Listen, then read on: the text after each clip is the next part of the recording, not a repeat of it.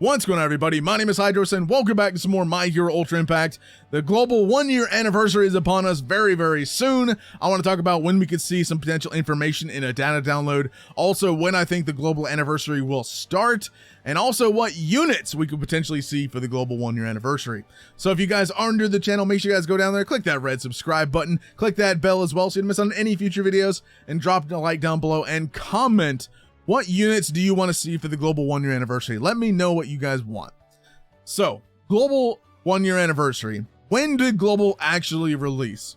So global actually released for download on the stores around February 8th, give or take on time zones, but it was around February 8th when the global version actually launched in the stores to then download and preload and stuff like that. But global had, global things happen, and global got an extended maintenance to where the game wasn't playable roughly until around the 9th. So we could see the data download, or roughly the global celebration, begin, I should say, around February 8th to 9th, give or take. However, that might not even be when the global anniversary begins, because for JP's anniversary, JP actually released on May 19th, right? So that's when the game was actually playable. This is when JP released, and that's when the game became live on the 19th of May. However, in terms of summons, if we go here to the Impact Fest for JP 1-year anniversary, which was the Impact Fest Deku and Bakugo, it actually didn't start until the 26th. Now, my best guess is because this actually came with, I believe, the character for that. Yeah, the Heroes Depart right here, right? So that came with that Mirio. So again, they could be dependent on if, the event that comes with the celebration has a character that you could obtain from the event or not. My best guess is that they probably will not just release a memory event. That would seem kind of sucky probably to a lot of people, unless there is a part 2 celebration. And that could be possible because JP could have potentially had a part 2 celebration entirely. It just really depends, right? So with JP's anniversary, we had the Impact Fest Deku and Bakugo, and then we had the Blue All Might come out after them, and then they released Impact Fest Todoroki with the climax battle. But JP also had an issue during their anniversary where they had a very huge login issue for the game. It's actually a very widespread bug for the game. So that could have delayed any potential part 2 that JP could have had, because it was very weird. When Blue All Might came out, then they just dropped the Todoroki with the climax battle. Now again, it is entirely possible that every new climax battle regardless comes with an Impact Fest. It doesn't necessarily mean it comes with fantasies, but it could just be that every climax battle comes with an Impact Fest character. Granted, they're probably doing Impact Fest fantasy units right now because the fantasy units are kind of a set piece almost. So it's kind of like a staple right now to kind of probably finish that set of fantasy characters, but we'll talk about that in a minute. But the Todoroki definitely could have been delayed because of that login issue. And Todoroki was not actually maybe planned to come out with Climax Battle. It just so happened that it just fell with the Climax Battle. They're like, hey, we'll just release it with it anyway. So that could have been the case. Climax Battle could have potentially been for the part 2. It very well could have been by any means, but I don't think Climax Battle really was meant for anniversary, although that would have been a very good event type to actually release for anniversary, right? Releasing a hard event for anniversary to get people to summon. That, I mean, it would make sense to me, because it came out around where Blue All Might was, and kind of like Blue All Might when he came out was still super good, but that Todoroki being needed for AFO's Climax Battle kind of overshadowed that All Might a little bit. But either way, All Might was still good. But again, the Todoroki I think definitely could have been a part 2, but that got delayed. So we could see a part 2 to global, and that, because if they are wanting to release an event with a character, part 2 could have the character, part 1 could be a memory event, or part 1 could be a character event, and then part 2 could be a memory event. So that's entirely possible, really could be. Just really depends on what they're going for. But again, I don't know. We'll have to wait and see, because part of the JP anniversary was kind of messed up due to that issue. So we really aren't entirely sure if that issue occurred because of that, or if that Todoroki was just meant to come out with Climax Battle when it came out. We really don't know. We'll have to wait and see how Global handles the 1-year anniversary for them. But again, there is a potential for a part 2. However, there is an issue because Midnight goes away on the 1st, or the 31st rather, I believe. Let me see. She goes away 11 days and 14 hours. This is, yes, it goes away on the 1st for her banner. So the next banner is set to release on the 1st of February, which is obviously not the 8th or the 9th. So again, are we going to see the anniversary start right after midnight? I very much doubt it, because again, if we look at JP, they started around the 18th. However, in terms of summons, they started on the 26th for the actual anniversary banner for the Impact Fest. Actually, what was before that? What came out before the Impact Fest? I think it was, yeah, it was Jiro. This Jiro, I think, came out, yeah, right before the actual anniversary unit. So the Jiro here came out with a memory event, and then this came out with the character event. So unless they plan to start the anniversary early, or if they just plan to actually keep the pattern of how they're doing it, which again is kind of a predictable pattern at this point. It's like, devs, please just change it up, do something different, don't stick to a pattern all the time. That just makes the game a little bit too predictable to what we could see. But you know, mix it up, do something new, do something different. They could potentially do that, we don't know. But in terms of the way the unit's released, this right here came with a memory event, this right here came with a character event, or the lottery event. So it really depends if they want to keep the anniversary stigma of keeping the, not stigma, but you know, the pattern of keeping the anniversary with a playable free-to-play character event versus just a memory. Now again, if they do a part 2, they could release that, then do that. However, here's the problem that kind of happens because of this issue with them releasing memory character event styles. So right now, Midnight is a memory shop event. If they don't start the anniversary after midnight, then the next banner after midnight comes with a free to play character. So, okay, then that means the next banner should end around the 15th or 16th roughly. So that means the next one, if the anniversary is the next one after the next banner after midnight, that means the anniversary would still come with a memory event unless they changed it up and switch it. But that means the anniversary would start around the 16th or 15th, roughly, give or take. I think roughly about the 15th. But if they do start around the 15th, 16th, that means the anniversary has to come with a memory event, or they have to change it and fix it to where it's a free-to-play character back-to-back. And I don't see that happening just because they're, I guess, set in their pattern almost, but we'll have to wait and see. But I guarantee you, I don't guarantee, but my best guess is that they're not going to release an anniversary with just a memory event. I don't see that happening. They could, but I don't see it happening. But, so that means if we want to wait till the next banner, that means midnight when she goes away, then we get another banner, and then we get another banner, and then we get the anniversary banner. So we have to wait for 2 more banners to come until we get the anniversary, if they plan on keeping it to where it's a free-to-play character event, lottery event, with the anniversary release.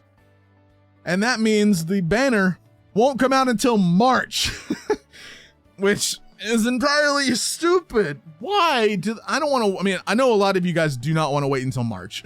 I know a lot of you don't.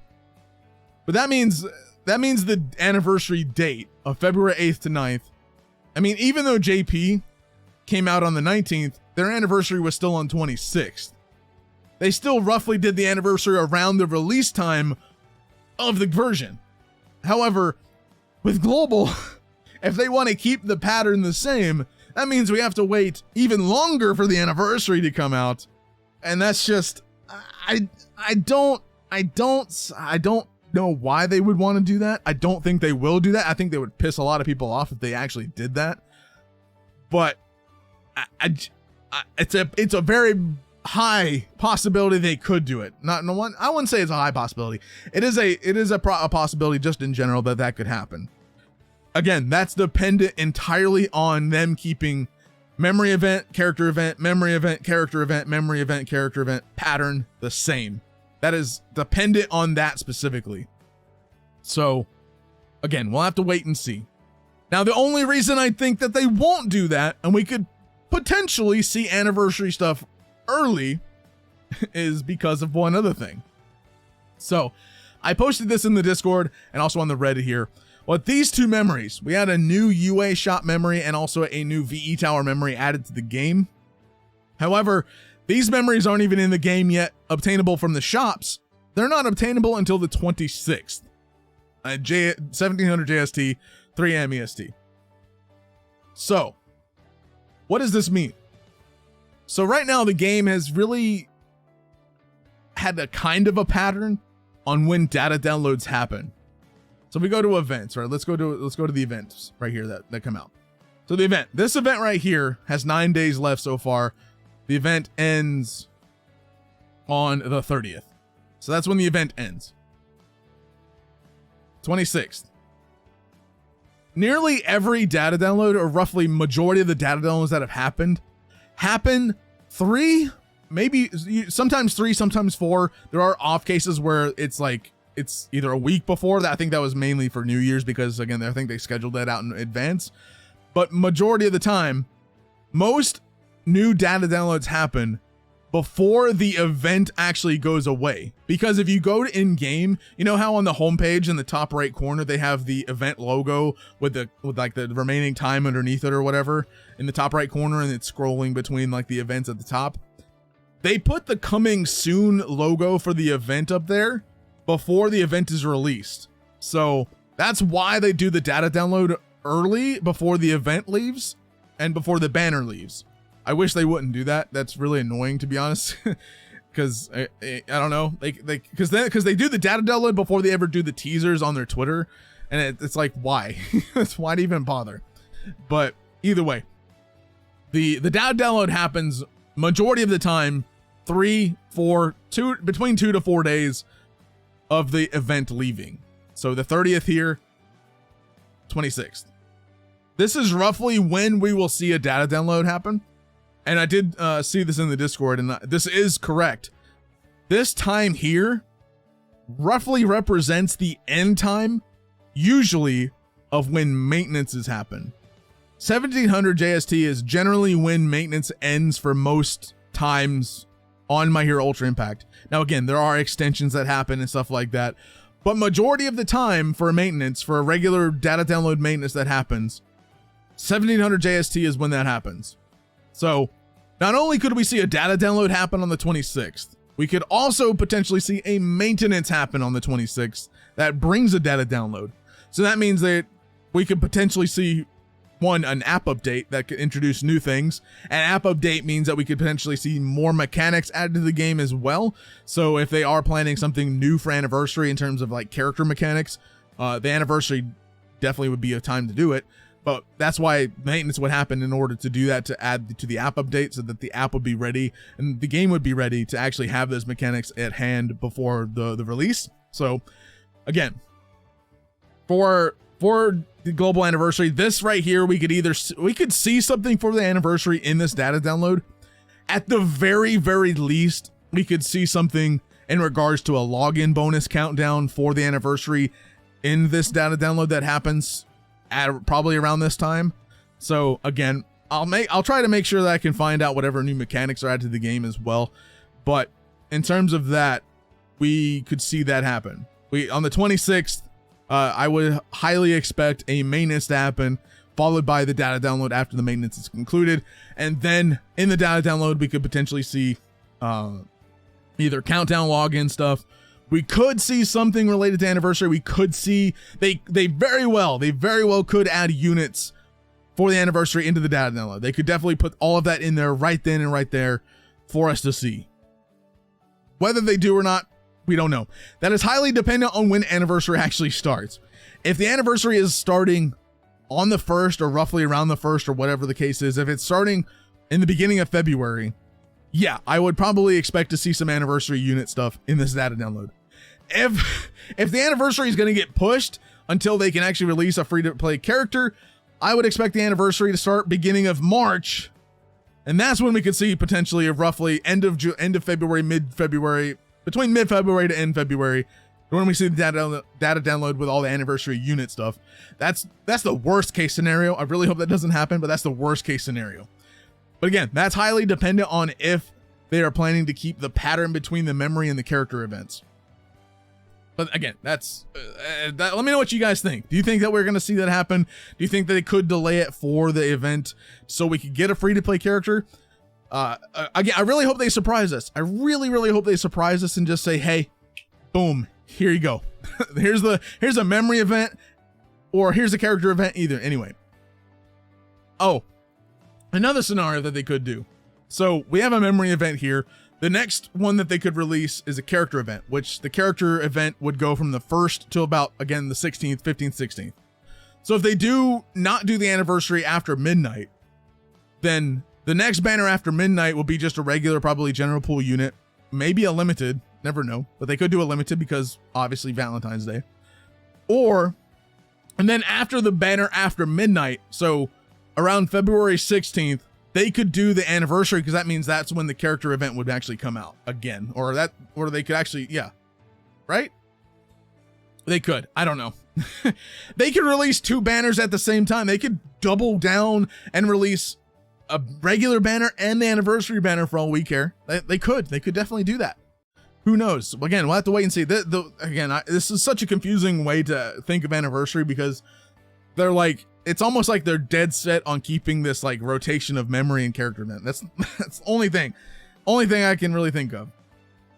Either way. So in terms of characters of what we could see for the anniversary, again, let me know your thoughts and opinions on like the rotation of when the anniversary could start. Again, I'll summarize this up real quick. I think I keep going back and forth on this, and I don't want to go on it too long. But I definitely think we could see the anniversary start either at the same time as a regular banner, which would be around the February 16th-ish time frame. So the normal banner would release with a character, and then we could see the anniversary start at the same time roughly and give us a memory, but we would still have that free-to-play character along the anniversary. So it would basically be like double banner, double event active at the same time. Or very much, or if the anniversary is 2 parts, if the anniversary is 2 parts, this is the only way I could see it working out better. If the anniversary is 2 parts, then the first part, I would imagine, would be the memory event, the free-to-play memory with the banners. So that would be around February 16th or whatever. Then part 2 comes with the free-to-play character event, and then one, like a standalone character banner.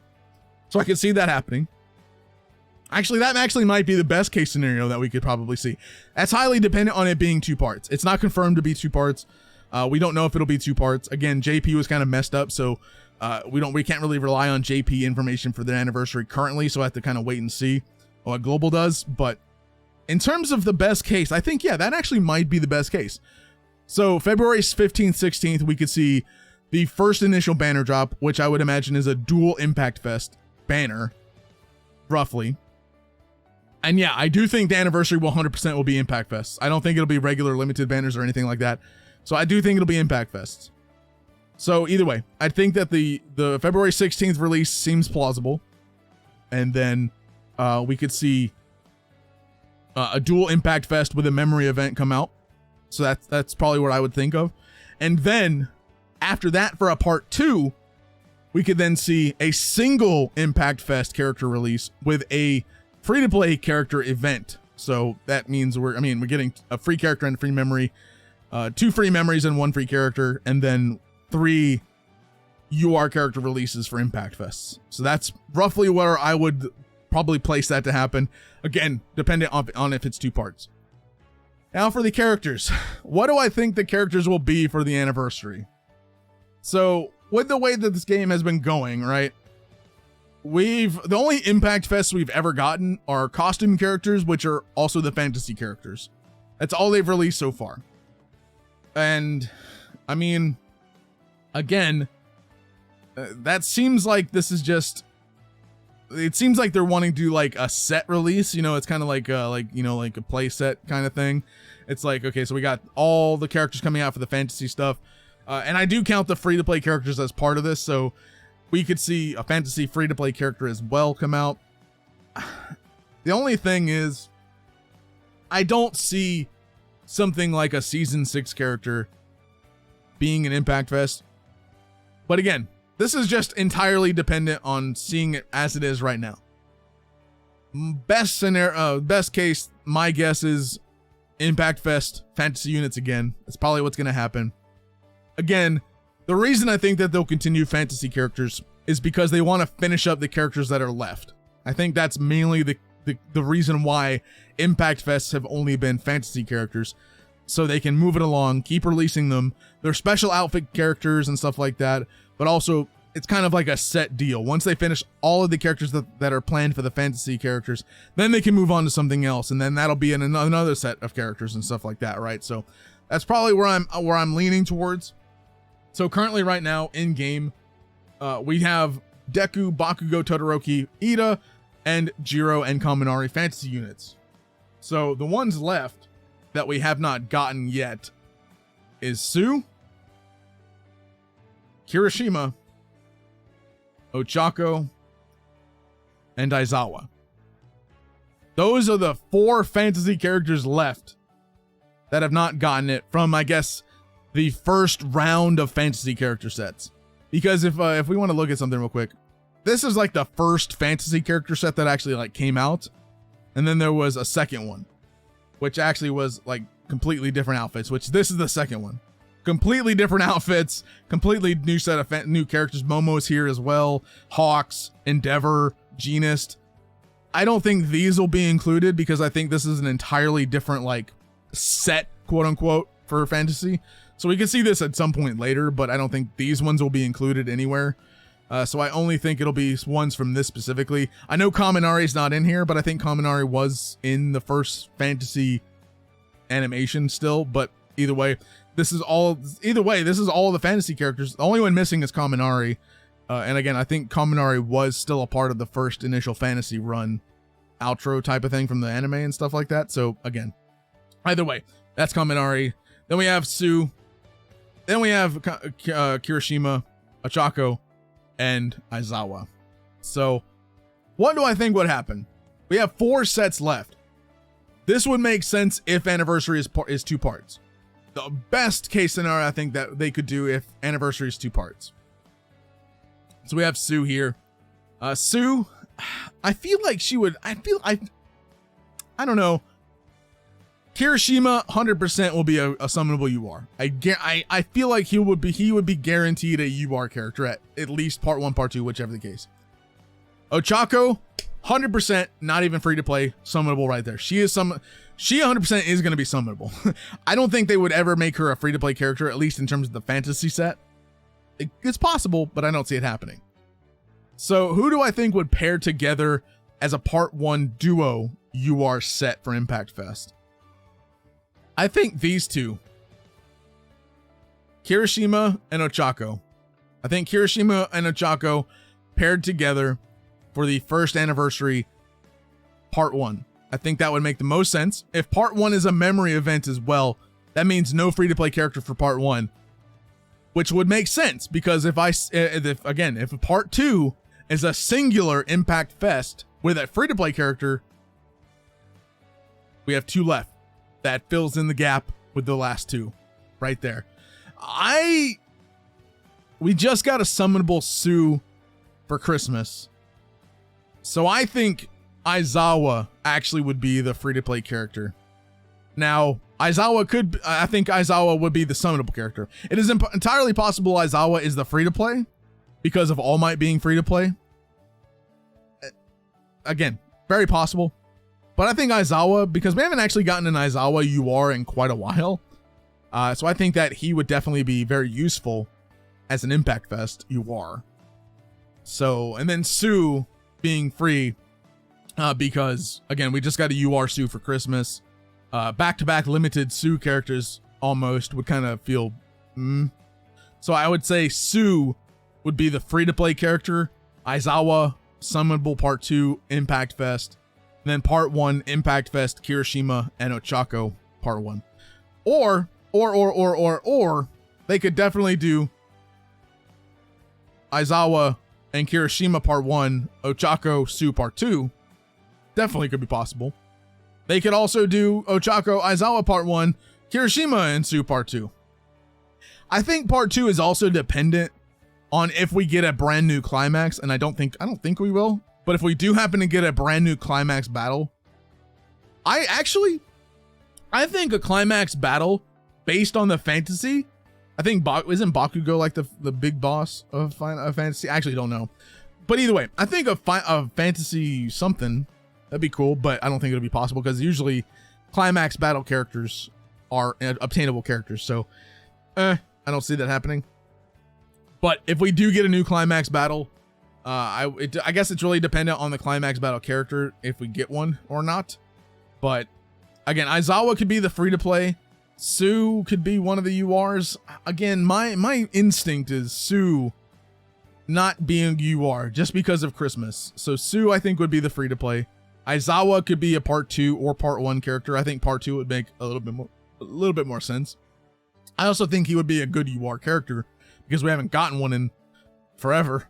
So be good.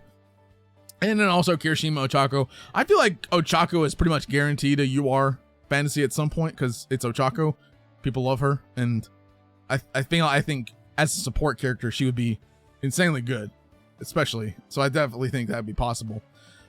Again, these two together and then these two together, possible, because she could be a support for the climax battle. Definitely possible. Never know. But again, that's kind of my thoughts. That's kind of where I'm at. Three of these characters are going to be summonable, but I don't think it's going to be Sue. I don't think Sue is going to be one of the summonables. I think Sue is going to be the free to play, and then these three, in whatever order they decide to do it, these three are going to be the Impact Fests for part 1 and 2. 2 of them for part 1, 1 of them for part 2. So that's kind of where I'm at, and then that would come to a close with the fantasy characters finally. Then we can close that book and potentially move on from these and do something else for Impact Fest characters. Whether they move on to the second part of the Final Fantasy characters, who knows? Who really knows? But either way. So, with Season 6 coming up, with Season 6 active right now, if we happen to get something next. So if Anniversary starts around the 16th, which means we have to get one more banner next. One more banner means we get another character. I highly anticipate a Season 6 character being it, and I would very much like a villain unit being the next unit. Somewhat, hopefully.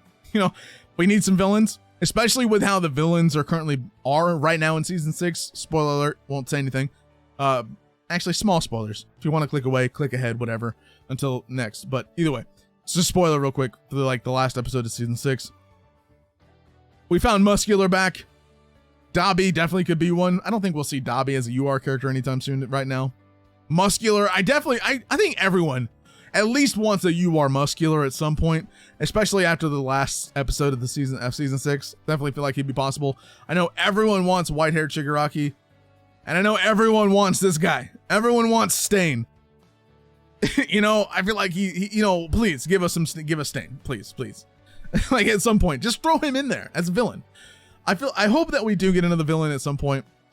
If we are going to wait until the 16th, and we are going to go through one more banner before Anniversary, I hope it's a villain. And I definitely think something from Season 6, whether it be Muscular, Shigaraki, maybe Stain from the first couple seasons, from was it Season 3, Season 4, whatever it was for Stain. Yeah, do him, at least something. I don't know. We'll see. I don't know, man. But that's kind of my overall thoughts on Anniversary for Global. Again, summarizing real quick. Global Anniversary, the global version released on about February 8th to 9th. I don't think we'll see the Anniversary start then.